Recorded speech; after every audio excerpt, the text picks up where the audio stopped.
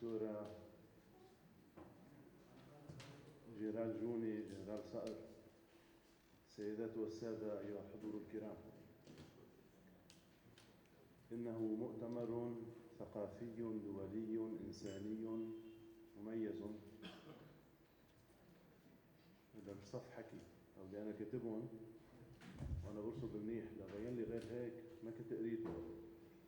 مميز بالمحاضرين فيه، وهم نخبة من المفكرين والأكاديميين الدوليين والمحليين. صباح نصر يا دكتور. صباح نصر. صباح النور. مميز بزمانه والإنسانية تعاني والعالم مثقل بالنكبات. مميز بمكانه في بلاد شعل مالك وحقوق الإنسان وبلدة قدموس وحيران، في بيبلس جبيل مدينة الحرف والأبجدية وجارة أم الشرائع، وفي المركز الدولي لعلوم الإنسان. لا ريب أن مفهوم الإنسانية في عالم ما بعد كورونا أصيب بانتكاسات عملية وتراجع حضوره وفعاليته بعدما انكشف مقدار التفاوت في معاملة الناس تجاه الوباء صحيا واقتصاديا. على الرغم من المثابرة والإصرار لدى الدول والمنظمات الأممية والأفراد ذوي الاختصاص على تجاوزه والانتصار عليه. ولعل السؤال الأساسي الذي يطرح نفسه هو: كيف للإنسانية كمبدأ نظري سام أن تنتشر وتسود والناس كلهم في مشارق الأرض ومغاربها يعانون؟ أرواح تزهقها الحروب، وأطفال ضحايا العوز والبرد والجوع، وحضارات مهددة من وحشية جماعات ترتكب الموبقات تحت غطاء ديني أو عرقي أو سوى ذلك، ومجتمعات يتآكل اقتصادها من جراء الإقفال العام الذي فرضته ظروف مواجهة الوباء فعطل سير الحياة. لكننا لسنا هنا في هذا الصرح الإنساني لتعداد المآسي، بل لتفصيل المشاكل وطرح سبل تصويب المسار المتمادي في انحداره. ومن للمهمة أفضل من هذا المؤتمر العالمي والشخصيات الاستثنائية المشاركة فيه؟ ومن أجدر من لبنان باحتضان فعالياته على الرغم من الأزمات الاقتصادية والاجتماعية التي يرزح وطننا تحت وطأتها. وفي كل حال لا بد لنا كلبنانيين أن نفتخر برؤية من سعى منذ مطلع السبعينيات إلى إقامة هذا الصرح الإنساني المتميز، ومن لا يزال يسعى إلى بناء مجتمع السلام والرفاهية بعيداً عن حسابات الربح والخسارة، يعني جنابك يا دكتور، والمحافظة على الإنسان كقيمة عليا من غير التفات إلى الفوارق الطارئة. فالإنسان مخلوق على صورة الله ومثاله، وكلكم من آدم وآدم من تراب. والإنسانية ليست مذهبا نظريا أو حزبا أو قبيلة، إنما هي عدل وسلام ورفاهية وازدهار وأمن وصحة ومساواة. أيها السادة، تعقدون هودي مرتي قريتهم قالت لي ما تقولون، رجعت قريتهم على الطريق قلت لا لازم ينقال، أنا بالعادة ما بخالفها. أيها السادة، تعقدون مؤتمركم هذا في لبنان، ولبنان باق، جرت عليه حروب وجرت فيه حروب، سعى أصحابها إلى إزالة الكيان من خلال التقوقع والشرذمة.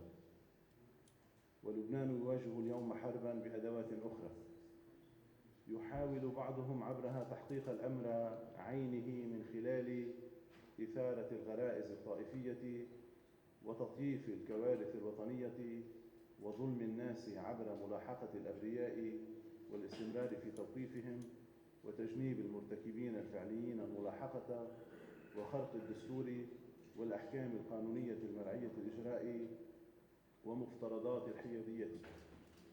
يحاولون من خلال كل ذلك خلق الفتن وترسيخ صدع بين مكونات هذا الوطن، لكن مشاريعهم سوف تبوء بالفشل، ولبنان سوف ينجو وسوف يبقى قوياً، لأن قوة لبنان في وحدته جنرال، وقوة لبنان في جيشه وفي قوته لا في ضعفه، وسوف يبقى أبياً وموحداً، فهو وقف الله، وما كان لله يبقى ويصمد ويستمر وينمو.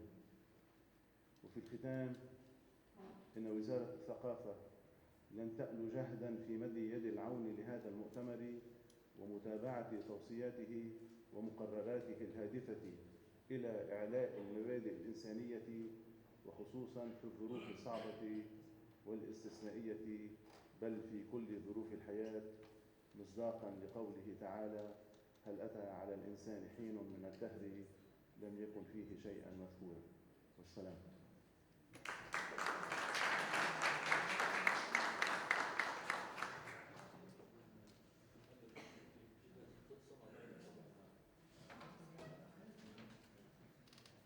Before heading to the first session, allow to give the floor to the keynote speaker of the day, Dr. Pedro Moreal Gonzalez, Head of Research, Policy and Foresight Section at UNESCO Paris, which oversees the work on social transformations and the humanities. Dr. Pedro is joining us online, and it is with great pleasure that we give him the floor. Thank you very much. It's a pleasure to be here, virtually.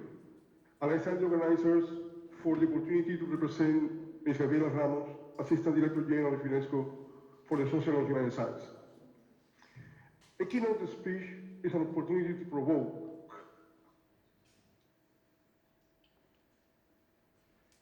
so let's be human in the midst of a global pandemic.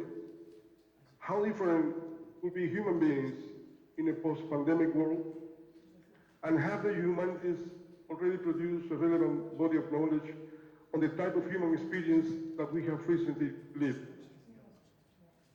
One of the most interesting things that I read about the experience of contemporary humans in this pandemic occurred very early in the crisis, in March 2020, when the World Health Organization used the terms infodemics to describe the avalanche of information circulating about the virus. The sheer volume of information and misinformation became overwhelming. Fake news, falsehoods, and rumors made it very hard for people to find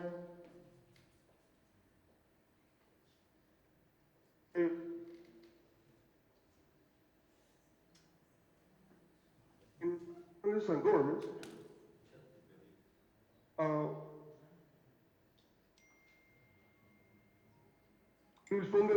responded with facts and and accurate information, but it was soon realized that there were limitations to this approach.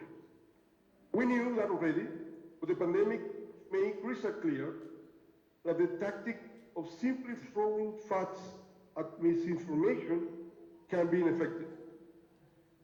It can be even counterproductive. It's all about understanding humans. Now, enter the humanities. And I will briefly mention 5 challenges of the humanities, which is relevant in the context of the current crisis. Is how to address fear. The second one are related to the issues of the new voices and the new narratives in the humanities. The third one is research in humanities. The fourth challenge is related to interdisciplinary connection. And final, the so-called crisis of the humanities. Let us start with fear. We observe today multiple manifestations of fear as a motivating the political philosophy of negative emotions is very visible and impactful. So in that sense, what is the interaction between fear, language, literature, performance, and critical reflection? All of those domains of the humanity. What should we expect as a long-term effect of fear in basic identity expression?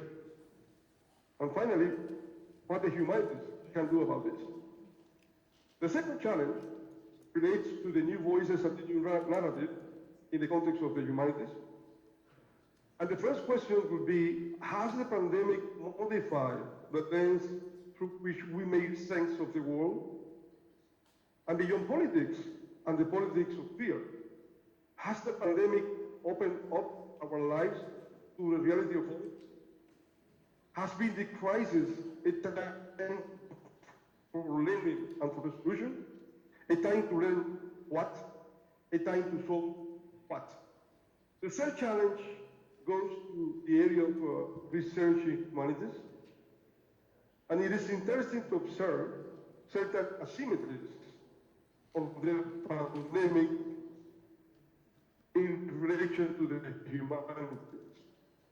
In some countries, philosophers, historians,